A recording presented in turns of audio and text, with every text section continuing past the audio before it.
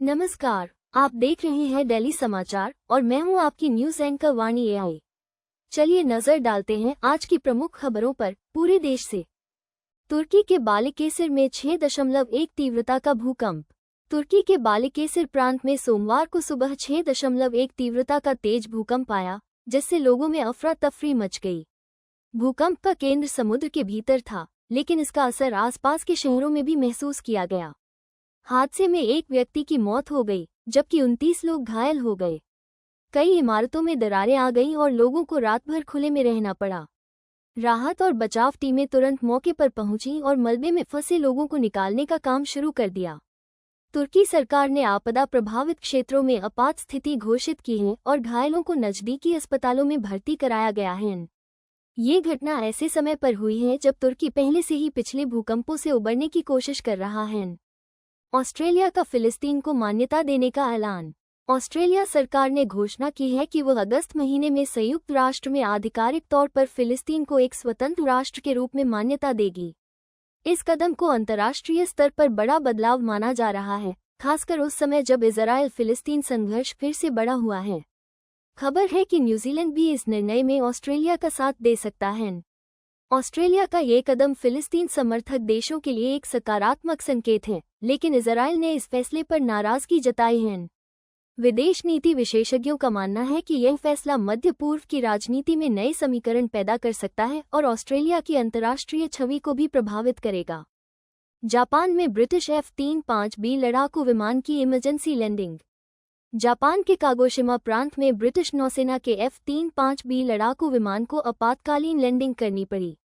यह विमान HMS Prince of Wales aircraft carrier से उड़ान भर रहा था और मिशन के दौरान तकनीकी खराबी के कारण उसे तुरंत जमीन पर उतरना पड़ा। जापानी अधिकारियों ने बताया कि लैंडिंग सुरक्षित रही और पायलट को कोई चोट नहीं आई। ब्रिटिश और जापानी रक्षा बल मिलकर इस घटना की जांच कर रहे हैं। F-35B को दुनिया के सबसे उन्नत स्टील्थ लड़ाकू विमानों में गिना जाता है और इसकी तकनीकी गड़बड़ी ने सुरक्षा विशेषज्ञों को चिंता में डाल दिया है।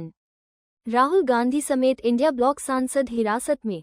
दिल्ली में सोमवार को चुनाव आयोग के खिलाफ आयोजित मार्च के दौरान कांग्रेस नेता राहुल गांधी और इंडिया ब्लॉक के कई सांसदों को पुलिस ने हिरासत में ले लिया।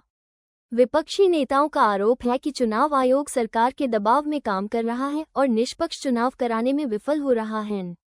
पुलिस का कहना है कि मार्च की अनुमति नहीं ली गई थी, जिसके चलते सुरक्षा कारणों से ये कार्रवाई की गई। हिरासत में लिए गए नेताओं को बाद में रिहा कर दिया गया, लेकिन विपक्ष ने इस घटना को लोकतांत्रिक अधिकारों पर हमला बताया है। हैदराबाद में वॉर 2 का प्री रिलीज इवेंट। हैदराबाद में बॉलीवुड फिल्म वॉर 2 का प्री रिलीज इवेंट आयोजित किया गया, जिसमें भारी संख्या में प्रशंसक उमड़े। कार्यक्रम की सुरक्षा के लिए 1200 पुलिसकर्मियों की तैनाती की गई, साथ ही ड्रोन और बैरिकेड्स का इस्तेमाल भी किया गया। फिल्म में ऋतिक रोशन और जूनियर NTR मुख्य भूमिका में हैं और यह एक बड़े पैमाने पर बनाई गई एक्शन थ्रिलर मानी जा रही है। इवेंट के दौरान कलाकारों ने दर्शकों का उत्साह बढ़ाया और फिल्म से जुड़े कई दिलचस्प किस्से साझा किए। फिल्म 14 अगस्त को सिनेमाघरों में रिलीज होने वाली है और इसकी एडवांस बुकिंग पहले ही करोड़ों रुपये पार कर चुकी है। PM मोदी का कार्यक्रम, 184 नए फ्लैटों का उद्घाटन और नौसेना का युद्धाभ्यास। प्रधानमंत्री नरेंद्र मोदी आज सांसदों के लिए बनाए गए 184 नए फ्लैटों का उद्घाटन करेंगे। ये फ्लैट अत्याधुनिक सुविधाओं से लैस हैं और सांसदों की आवास समस्या को कम करने में मदद करेंगे। इसके अलावा अरब सागर में भारतीय नौसेना का एक बड़ा युद्धाभ्यास भी आयोजित किया जाएगा, जिसमें आधुनिक युद्धक जहाज और पनडुब्बियां शामिल होंगी। इस अभ्यास का उद्देश्य समुद्री सुरक्षा को मजबूत करना और आपात स्थितियों से निपटने की क्षमता को परखना है। विपक्षी दल भी आज राजधानी में एक विरोध मार्च आयोजित करेंगे, जिससे राजनीतिक माहौल गरमाया हुआ है। तो ये थी आज की बड़ी खबरें। जुड़े रहिए दिल्ली समाचार के साथ, जहां मिलती है आपको हर दिन की सटीक और तेज खबरें, वो भी वाणी AI के साथ। अगर आपको वीडियो पसंद आया हो तो लाइक, शेयर और सब्सक्राइब जरूर करें। नमस्कार।